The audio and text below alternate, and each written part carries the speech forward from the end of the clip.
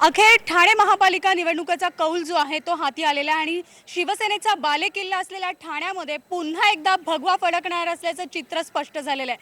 आपल्यासोबत आहेत नवनिर्वाचित नगरसेवक पूर्वेश सरनाईक.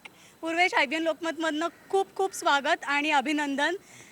मुळात आपण एकतर पूर्वेसाठी पहिली निवडणूक होती, त्यामुळे बटरफ्लायज इन स्टमक, टेन्शन असं सगळं काय काय असणार?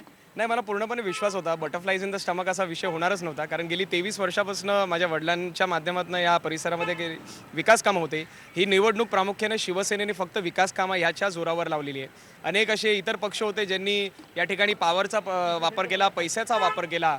नेमकं तुम्ही जर बघितलं की ठाण्याच्या 14 नंबर प्रभागामध्ये माझी निवडणूक ही अशी झाली होती की फार तिथे सगळ्यांचं लक्ष होतं.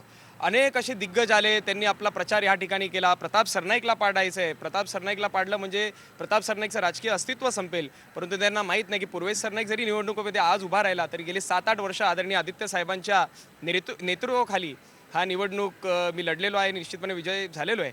हा विजय जो माझा आहे, मी संपूर्णपणे आमच्या शिवसेनेच्या कार्यकर्त्यांना मी समर्पित करते आणि प्रामुख्यानं मी माझी आई परीक्षा प्रताप सरनाईक, ती सुद्धा ठाण्यात एक जायंट किलर म्हणून झालेली आहे. तिला मी हा विजय पूर्णपणे समर्पित करतो, कारण ती कॅन्सरला तिने मात केली आणि आज ठाण्याच्या एका अतिशय मोठ्या अशा दिग्गजला सुद्धा तिने गेली 25 वर्षानंतर पाडलेलं. म्हणून माझा विजय हा माझ्या संपूर्ण कार्यकर्ते, युवासेना, शिवसेना आणि माझ्या आईसाठी मी समर्पित करतो.